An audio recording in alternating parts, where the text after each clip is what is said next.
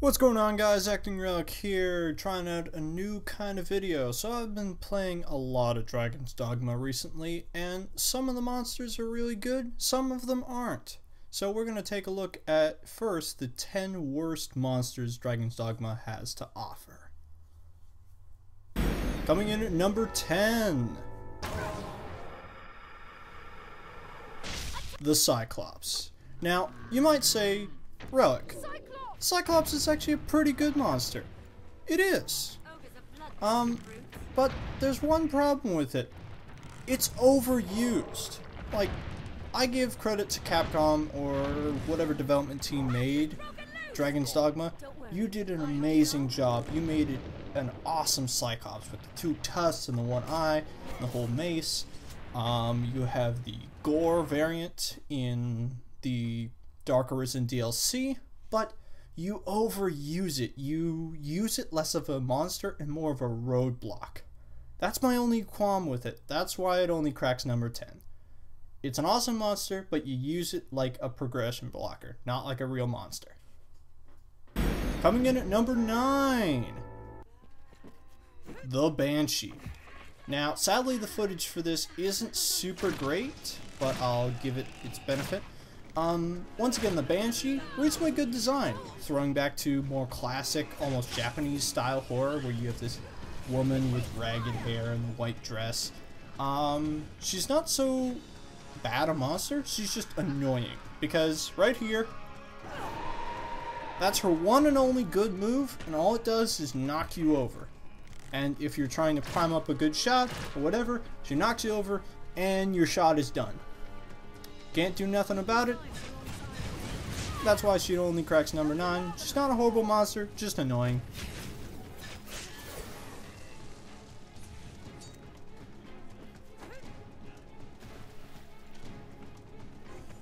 Alright, now number 8. We have the Phantasm. Actually, these are specters, but I was running off the idea when I made this list of doing Phantasms. Specters are actually better for this because Specters are the stronger version of Phantasms. So, there's 2 real things I have with this. One, playing a non-magical character, unless you are imbued with the power of some element, you have no chance against these things. It's a lot easier for a ranged character like my character to take him out because I can bring him out of the sky, whereas when I usually play my 2-handed character, I'm okay. The second one is when you're possessed by a Phantasm, it's okay. Like, you can get around with it, but you just have to have someone come and combo it off, whereas Specters actually possess someone. I don't know what it does to an actual player. As we can see here, it possessed one of my pawns, and now he is aggroed against me, and I cannot. You either have to use a potion or combo him down to no health, and then just revive him. Number 7, the Gazer. Now, the Gazer is slightly different from the Evil Eye. And the Evil Eye is actually on my other list that will be coming out, which is the 10 best. My problem with the Gazer is, unlike the Evil Eye, that is this condensed small thing that you have to attack, it is this massive creature, and because of that, its AoE of attacks can hit you wherever. It has AoE, stone creation, yeah. Number 6. The Grim Goblin. Alright, goblins in Dragon's Dogma are cannon fodder. Don't matter, they're just there to be annoying, whatever. Hobgoblins, just a little bit stronger. Grim Goblins, on the other hand, Dogma has a problem, and it comes up later on in this section of videos, or this section of this video. When you get to the higher stuff, the Everfall, the DLC Island, you get into these creatures that are just pincushions. I can fill them with arrows for all days and they won't die. Gratefully, I'm powerful enough to take them out here, but it's because they don't do a lot of damage, they take a lot of damage, but like, they don't hurt you that much. They're just annoying, and they take way too many shots to kill. All they are there to do is to knock you out of powerful moves like the Great Gamble here, which I show off to get a closer range attack on this Goblin here. However, if I was charging that move up and there were a bunch of them around me, if I was trying to hit like a higher level one that was calling in reinforcements with the horn call they have, I would have no chance. Especially that horn call. That horn call not only is one of the most annoying sound bites in the entire fucking game, but also just adds more pain to the party, because it just adds more possibility of you being knocked down by something. Key with many of these is they're annoying. These ones are especially king of that. Number 5. Back to Dark Arisen with Death. Death, I gratefully have only run into him about 2 times. And I wish I had footage of Death, but I lacked the footage. Death is the ultimate annoyance, is where he's overpowered, he has more health, and he just one-shots you. Number 4. Going on the tag with overpowered with lots of health, welcome to the Eliminator. Now, I both like the Eliminator and hate him, because he is the classic mythological trope of the Minotaur in the Maze, which is very cool. I really like that trope. I wish more games had classic mythology that was this well designed, instead of just having it off to the side or whatever, or just tacked on for a cool factor. The problem is, as you can see here, I can lay into him with arrows, and it will hardly move his health bar. The only way you're going to beat him is if you have a magic team with you that casts spells on him to weaken him, or benefits me with extra magic power. Beyond that, you're not going to be doing too much damage. And good luck fighting him as a melee character. His swing radius with his hammer is destructive. There's no way you can be an up-close character against this thing. You're better out just running away. Gratefully, in the area he is here, you can do that, because this is just a hub sector to get to different doorways. But I know later on in the game, near the end of it, there's 3 of them, and running away from them isn't going to be a whole lot of possibility. His moveset has... the up close isn't so bad. You can roll away from it, you can get away from it, but it's that charge move. If you get charged and then locked into the corner there, then he's charging up a super move there. If that super move hits you, it does a lot of damage. But if you've got guys shooting arrows or throwing spells at him, you can knock out of it. There is a trick where if you stand at the edge where there is no railing, you can get him to do the sprinting attack and run right off the edge. All in all, he is once again just another progression blocker. He's not a fun duel to fight.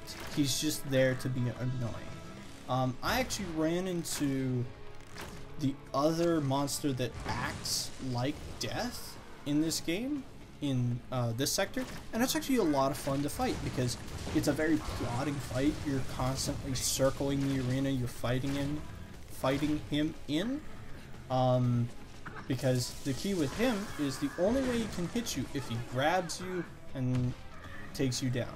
As you can see here, one of my pawns has been thrown off, and I'm about to get super moved. Starting at 3,000 health to 743. That is a lot of damage. Gratefully, I'm strong enough so that it doesn't kill me, but still, that attack is ridiculously strong. Anyways, back to what I was saying. I think the boss is like called Fenrir, or it's a wolf type boss. It was a lot of fun to fight. it was this long, drag-out fight where we constantly going back and forth. I could only shoot off arrows when we got a stun on him because of my mage team. But beyond that, it was just circle constantly. It felt more like Dark Souls. And you may call me a Souls fanatic saying, oh, every other game should be more like Souls. Yes, every other game should have the challenge of Souls, because Souls challenge isn't hard because the creature or the monster does more damage than you, and and there's no way of getting out of its range. There is always a way. It may be a slim way where like Four Kings, where you just have to sort of take it and deal with it, but there is always a way to maneuver around that damage. Otherwise, people would not be able to put up videos of going through the bosses of the game without getting touched, going through a run of the game without getting killed. So the more creatures where you have, it's technically super overpowered and broken, except for when you exploit this one thing and you realize its mechanics.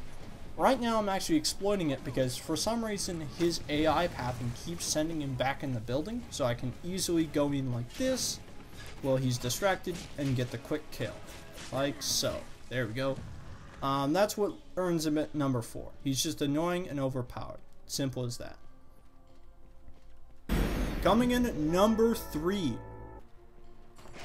Oh my god, the Maneater. Once again, going back to Dark Souls. Mimics are awesome because mimics, there's obviously a good chance to get out of the way using the left and right weak attacks. If you look at the chain on the chest, or Dark Souls 2, you look at the lock on the chest, you know it's there. You fight it and you can earn really, really unique and high level loot. Maneaters don't have any of that. You don't know if unless you memorize where all the Maneaters are in the game, good luck. And I think they even change. The only reason you can get out of a Maneater is if you waggle hard enough, number 2. I'm going to pause for a second here. The only reason you can get out of a Maneater's attack is if you waggle hard enough on the stick or have a pawn there dealing damage to it.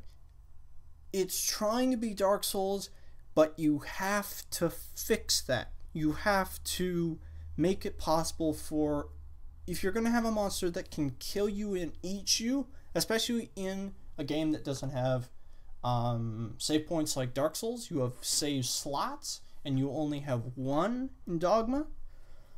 It's very tricky to know, oh, I should have saved because I didn't know something that could insta-kill me was around the corner.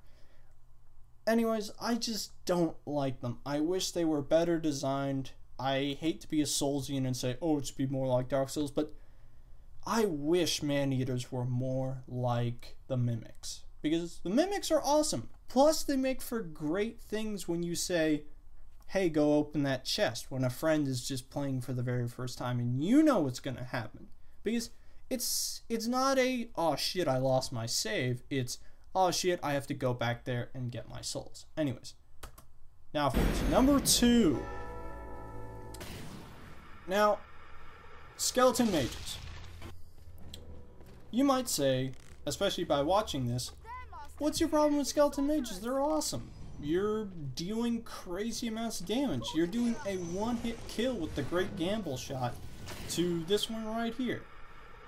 Here's my problem with skeleton mages, is that the only reason they exist is to do annoying side damage. They are just adds, but they are normal enemies. No boss has them except for like 1 or 2, and the only reason they are there is to be an annoyance. Do something with your monster. Make it do something besides just be there to annoy people. Love that Chimera running vertically. That's awesome. So, I'm slaughtering them, destroying them with my power attacks, but they're just there to be annoyances, throwing lightning bolts at people. I just don't like it. Number 1.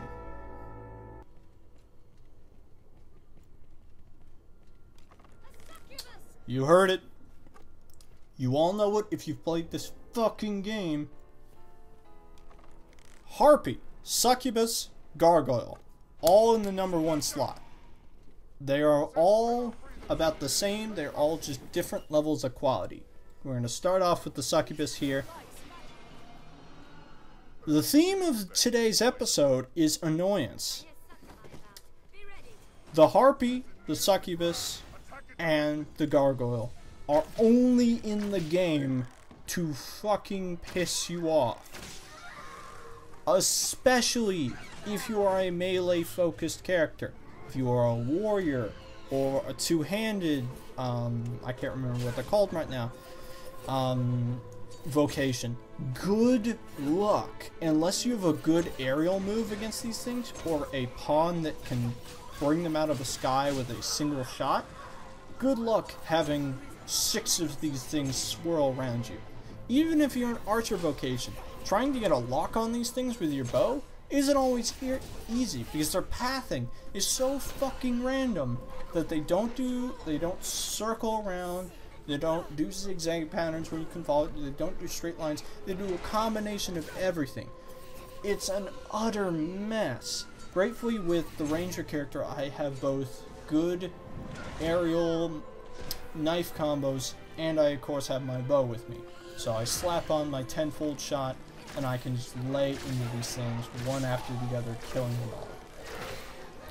But the other reason it's at number 1 is because it highlights the problem with the pawn structure. Having pawns is incredibly useful. It makes this game a lot more fun because you have a full team behind you. They can either be your pack mules, or they can be your healers, or just extra damage, or just a distraction if you're trying to charge up a good move, or restore your health, or power yourself up with a potion.